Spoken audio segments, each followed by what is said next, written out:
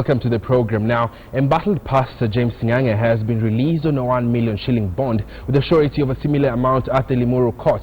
Nganga, who is facing 3 charges related to a fatal crash involving a car alleged to be his, was set free this morning after spending 2 nights in the police cells.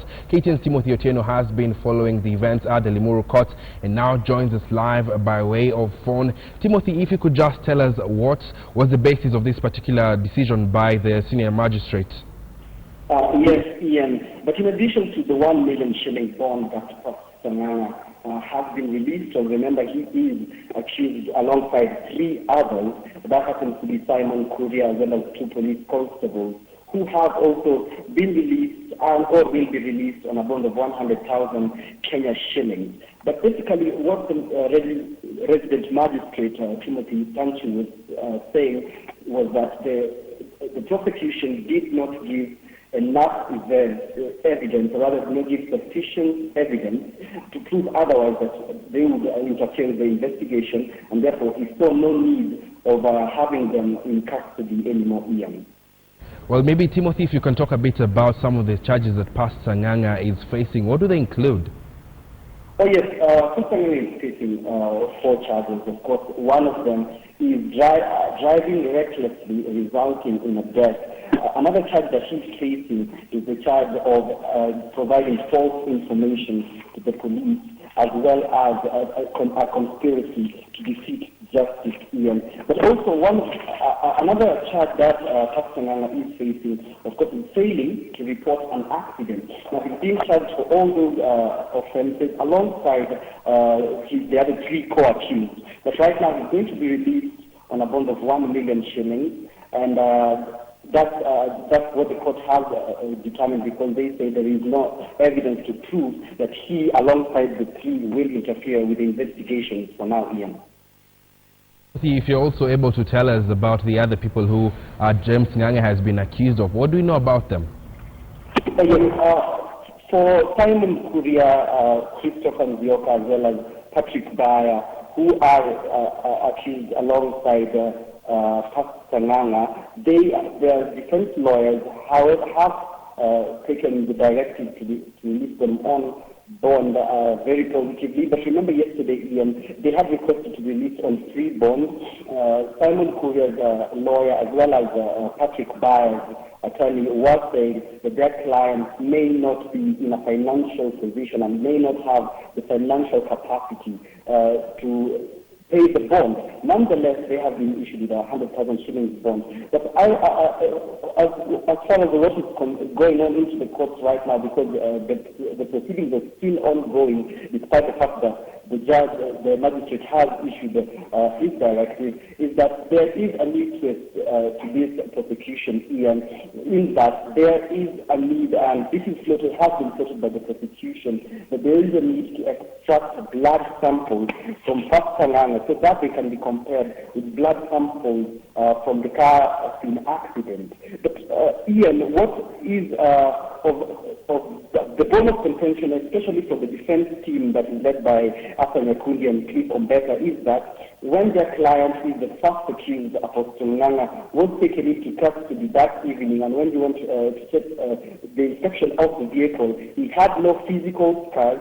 He was not oozing blood out of his body in any part. So they are really skeptic about why the prosecution is requesting for blood samples from Pastor Nganga to be drawn out for the investigation. They're saying if samples are to be drawn, then first of all, it has to be done in the presence of a private doctor who should be hired by the defense. And so that is the debate going on right now inside court as to whether Pastor Nganga's blood samples can be used as evidence against him in this hearing, Ian. Thank you very much, Timothy Otieno. We shall link up with you a bit later just to see what comes out of that particular hearing going on right now. Now, while Pastor James Nganga was arguing his case for that bond, bodyguards at his current home viciously attacked KTN journalists who had gone there to follow up on a robbery that occurred last night. KTN's Michelle Ngele and KTN cameraman Tom Nyongesa were attacked and the KTN video camera confiscated by bodyguards. Michelle Ngele now joins us to tell us more about this. Michelle, first of all, very sorry that you had to go through this, but maybe if you could just take us through what happened. Well, thank you very much, Ian. Well, after we heard reports that Pastor Nganga's house was attacked, was broken into last night, we made our way into the residence in Karen. And as soon as we got there, the bodyguards were very hostile to us, and they viciously came out. And instead of telling us that they did not want to speak to the media, they immediately came out, about 6 of them, armed with pangas and rungus, and they started chasing after us. And as we were running, one of them happened to trip our cameraman, Tom Nyongesa, and he fell. And after that, they viciously attacked him, hitting him, kicking him on the head, hitting him with rungus. And after that, they confiscated it. And one of them was actually about to hit him with a panga, to cut him with a panga. And so our driver sort of tried to scare them by trying to hit them with the car, and they retreated. But before doing that, they took our camera and went with it into the residence, and this camera had all the footage of them trying to attack us. And even as they did that, they told us that they did not care if we reported this matter to the media. And so after that... Well, Michelle, before we go on, is Tom Nyongesa okay? Well, he has been taken by one of our security officers for a medical checkup, after which he will receive a jab and he will get a P3 form. But he is in quite a bit of pain and his hand is bleeding pretty bad. Okay, and I understand that you're currently at the Langata police station. What's happening there? Well, Ian, we had to follow up on how to retrieve our camera, and after we were attacked, we made our way to Hadi police station in Karen, where we recorded statements of assault and of confiscation of our camera. We did go back to the residence with the police from Hadi police station, but they barely helped us, Ian, because as soon as we got there, we found that 5 of the 6 people who had attacked us had escaped, and some of them by foot. And so some of the police said that they would follow up and try to catch these people who escaped, while the one person who was there, who'd been found there, was questioned by the police. And he completely denied allegations of assaulting us, Ian, which is, he said that they only chased after us after our cameraman tried to jump through the fence, allegations which are completely false. But even after questioning, instead of being taken into custody, the police let this man get back into the residence. And they told us that they would follow up on these 5 men who ran away.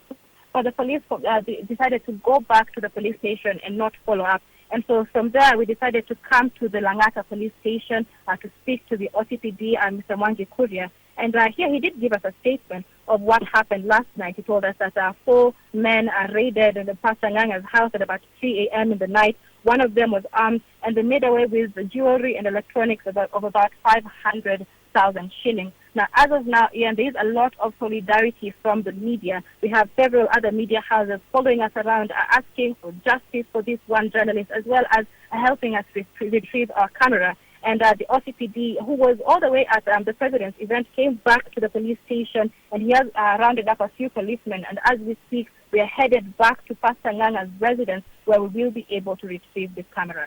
Thank you for that update, Michelle, and we do hope that you'll be able to retrieve the camera that was taken by these unknown people, and that you'll get enough support from the police. Of course, we shall keep you updated on this particular story. Michelle Ngele telling us there that our camera person, Tom Nyongesa, who was attacked, is indeed recovering from this particular incident. Now, let's move on to other stories. 7 people died last night in a road accident along the Nyeri-Nairobi highway. The accident, involving 3 lorries, occurred near Kibirigwi town. One lorry was carrying goats, another French beans, and the other was ferrying sand. Area residents helped some of the victims who were trapped in the wreck. This is the wreckage left behind last night after an accident involving 3 heavy commercial vehicles. An accident that left 7 people dead. Witnesses claim the driver of one of the trucks was speeding. Mimi nasafirishanga mizigo kutoka Nyeri kwenda Nairobi. Sasa wakati tulikuwa tunaelekea pande ya Nairobi, tukiwa jana tunakuja hapo kwa ile mlima, ndio hii lori kumeanguka hapa, ndio ilitupita, ilikuwa spidi ya high sana. Ilikuwa almost 180 to 200. Sasa wakati ilitupita hivi, ile dereva tulikuwa na kaniambia naona kama hiyo hali ni spidi ni haina brake. Nikamwambia hapana, hii si brake. Hiyo lori ni empty, sababu ilikuwa inaonekana kama ni empty. Na tukaona kama ni speed tu ya kawaida ile wanaendaga aende Nairobi afike halafu arundi. Saa wakati tulipiga ile kona, ndio tuliona hiyo lori sasa imegonga, ile lori imeanguka pale. Hiyo ikaanguka huko ikaisha, alafu ikakuja ikapirigika kidogo ikagonga hii tipa iko hapa. Na sisi naye wakati ule tukafika wakati huo.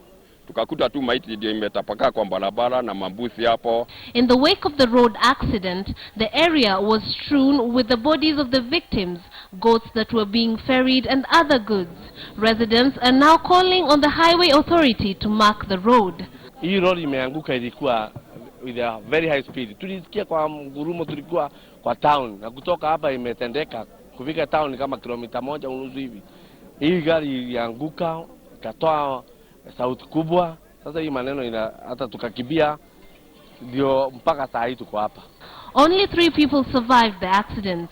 They are undergoing treatment at the Jamii Hospital in Karatina. I think this is purely an accident, and we are yet to establish the cause of the accident. And like I told you before, investigations are underway so that we are able to establish exactly what might have happened. Nganga, KTN News. Officers from the Ethics and Anti-Corruption Commission have arrested a magistrate and a court clerk at the Kericho Law Courts for allegedly receiving bribes. The two were apprehended after a trap set by the EACC officers. Kericho Magistrate Judith Nyakol and Court Clerk Robert Cheriot allegedly received 10,000 shillings as a bribe from a second-generation brew dealer whose case was before the court to the effect that he was fined 5,000 shillings and freed. Sources allege the magistrate fled from her office upon getting wind of the impending arrest, but later surrendered herself to the officers at Kericho Police Station, where she was interrogated. 10,000 shillings was recovered from her handbag and 1,000 shilling notes whose serial numbers corresponded with cash that was being used by the EACC officers to set the trap. The court clerk was also arrested after being found in possession of the same notes. This was confirmed by the EACC officers.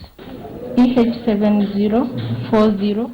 The clerk was found with money, but the magistrate was found with the money which is not known how much. The clerk was found with 10,000 shillings in the pocket, but the magistrate, the amount is not yet known. So the investigation is still going on by the anti-corruption team, and when it is complete is when we shall have to know what action they are going to take against them. Kericho County Police Commander Rose Muchuma confirmed the arrest, adding that the two were grilled by the EACC officers at the police station. The two will be arraigned in a Nakuru court next week. Nganga, KTN News.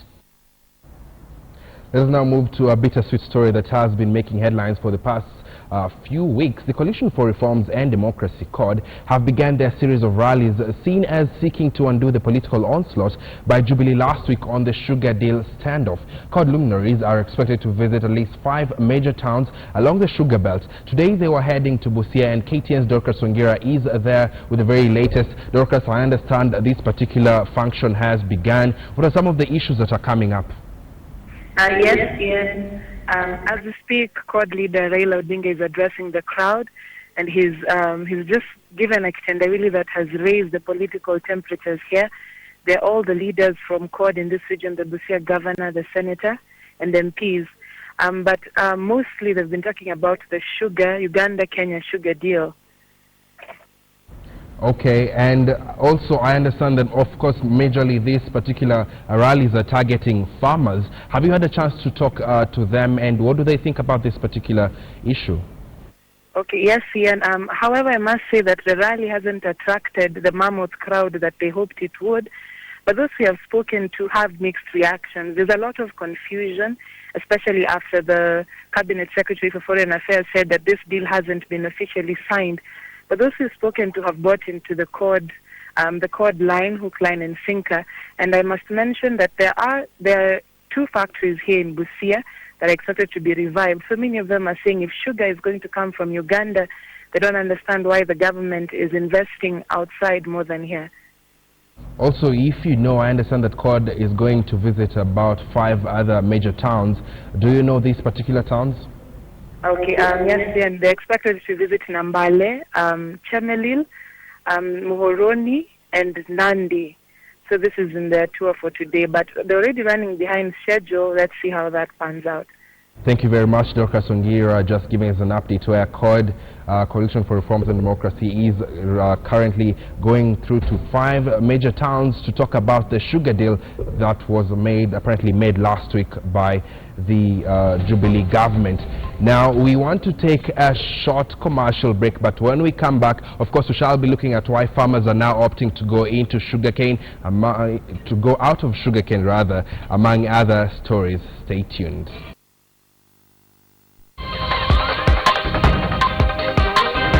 Even governors have not been paid if we were to go on strike. But let me also tell you, something else. What is happening also within the medical staff is that there is another question about all promotions that were never done by the national government. And the salary, the doctors and nurses are asking us to give them arrears dating back to 10 years ago. Yeah, and bear in mind that we just came into being 1.5 years ago.